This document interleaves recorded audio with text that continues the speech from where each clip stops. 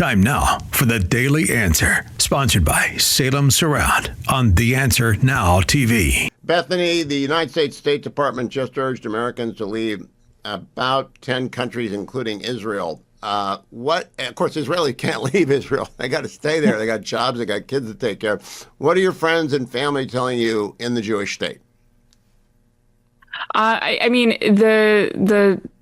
The ambassador gave a pretty clear indication that if folks wanted to leave, they should leave on Thursday, Friday. But no one that I know had any real intention of leaving. Everyone sort of figured they would hunker down and live through this war, just like they lived through the 12-day war and October 7th and all of the rest.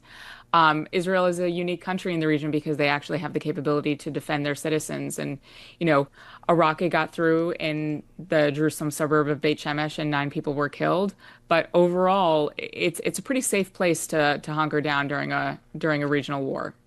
What is your feeling generally about where Iran is headed? You read the news as closely as any of us do. Those of us who are not holding a classification have no idea what's going on beyond those of us who read faster than anybody else. What's your sense? So it's not looking good if you're the mullahs. They have lost all air control over Iran, and 40 of them were killed instantly, and another half dozen were killed, since the war started on Saturday afternoon. But the Mossad know where they all are. And so it's a different situation than it was in Gaza because the intelligence was not great there because the majority of the residents of Gaza are in cahoots with Hamas or they side with Hamas ideologically.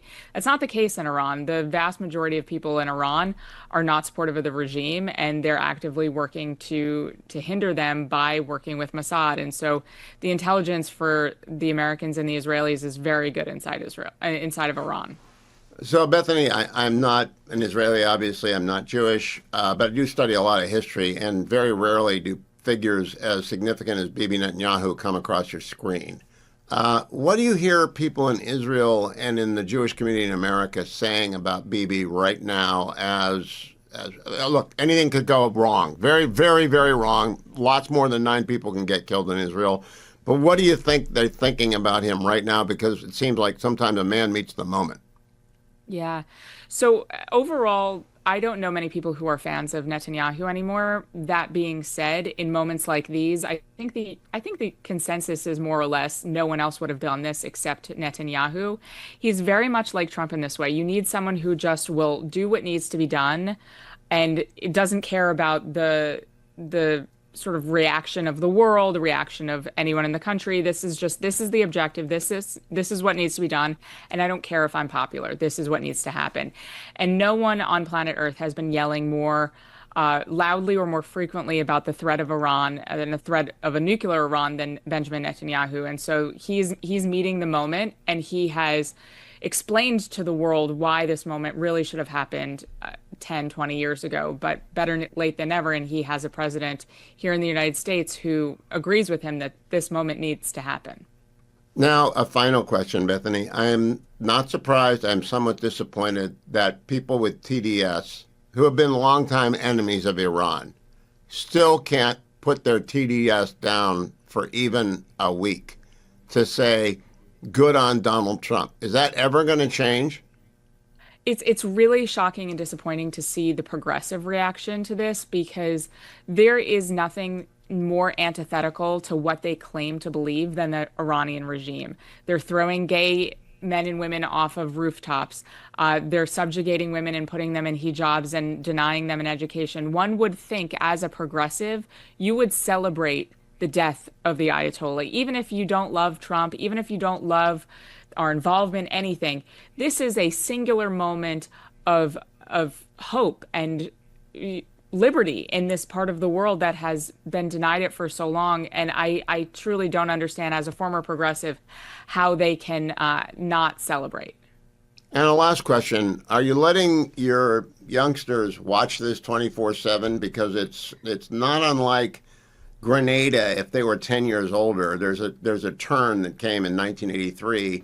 And I was in law school then, but everyone knew it was a turn. back from where we had gone, and this is a pretty significant turn. Are you watching it with them?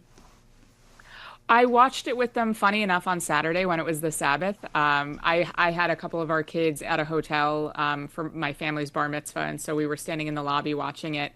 Other than that, we've been giving them sort of cursory updates, but they were pretty scared when we were in Israel that we would sort of live through a siren, and we were able to disabuse them of the belief that the only thing that Israel experiences is war, and so we don't want to redo that. Ah, very interesting. I did talk to Amit Segal earlier today. He's got an infant, and he said the thing is that everyone in Israel is now sleep deprived, like those who have infants, because they're going back and forth to the shelters. Have you heard that as well from your friends? Yeah, 100%. And tonight starts the most fun Jewish holiday, Purim, which is aptly timed. God has a sense of humor. The defeat of the Persians who tried to kill the Jews. It's the most fun Jewish holiday. Kids dress up in costumes. There's lots of candy involved. It's basically Jewish Halloween. And so there's some disappointment that the kids are missing it in Israel this year. But this is modern day Purim happening, in real time right in front of their eyes. For full shows, live and on demand, it's Salem News Channel. Stay informed anytime, anywhere with the Salem News Channel and 9:30 a.m. TheAnswer.com. This has been The Daily Answer, sponsored by Salem Surround on The Answer Now TV.